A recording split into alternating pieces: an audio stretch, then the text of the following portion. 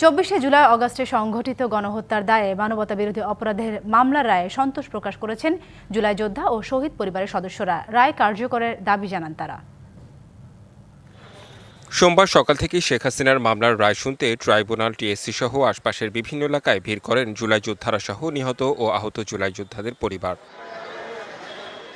রায়ের পরপরই ট্রাইব্যুনালের বাইরে প্রতিক্রিয়া ব্যক্ত করেন জুলাই শহীদ পরিবারের সদস্যরা।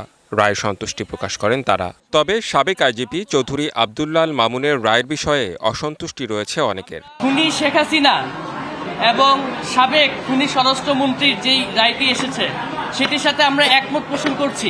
আইজিপি চৌধুরী আব্দুল্লাহ আল মামুনকে যেহেতু সে রাজসাক্ষী হয়েছে, সেই পরিপ্রেক্ষিতে তাকে 5 বছরের সাজা শোনানো হয়েছে, যেটাতে আমরা সন্তুষ্ট না। চৌধুরী আব্দুল আল মামুন অন্তত পক্ষে তাকে যাবজ্জীবন কারাদণ্ড দেওয়ার জন্য অনুরোধ জানাচ্ছি। এই রায়ে যতটা আমরা সন্তুষ্ট হয়েছি, শহীদদের আত্মা চিরস্থায়ীভাবে সন্তুষ্ট হবে যখন তাদের রায় কার্যকর করা হবে।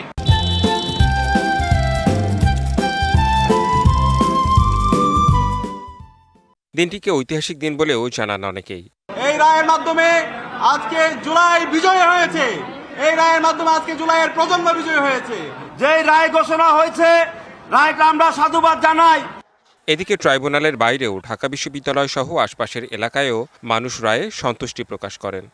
বাংলাদেশের জন্য ঐতিহাসিক রায়, ঐতিহাসিক অর্জন, আমাদের কাছে এটাকে বাস্তবায়ন করতে হবে। আজকে মনে করতেছি যে অন্ততপক্ষে আমাদের আহতদের এবং শহীদদের যে রক্তের কিছুটা হলেও ঋণ শোধ হয়েছে। মামলার রায় হয়েছে, এখন আমার একটাই কামনা, আমার আহত ভাইরা যাতে প্রপার মর্যাদা পান এবং তাদেরকে যাতে উপযুক্ত সামাজিক মর্যাদা এবং পুনর্বাসন করা হয়। গেল বছরের 17ই অক্টোবর পুনর্গঠিত ট্রাইব্যুনালের প্রথম বিচার কাজ অনুষ্ঠিত হয়। সেদিনই এ মামলায় শেখ হাসিনার বিরুদ্ধে গ্রেপ্তারি পরোয়ানা জারি করে tribunal. Chowdhury Abdullah Al Mamun. Redwan Ahmed, DBC news, Dhaka.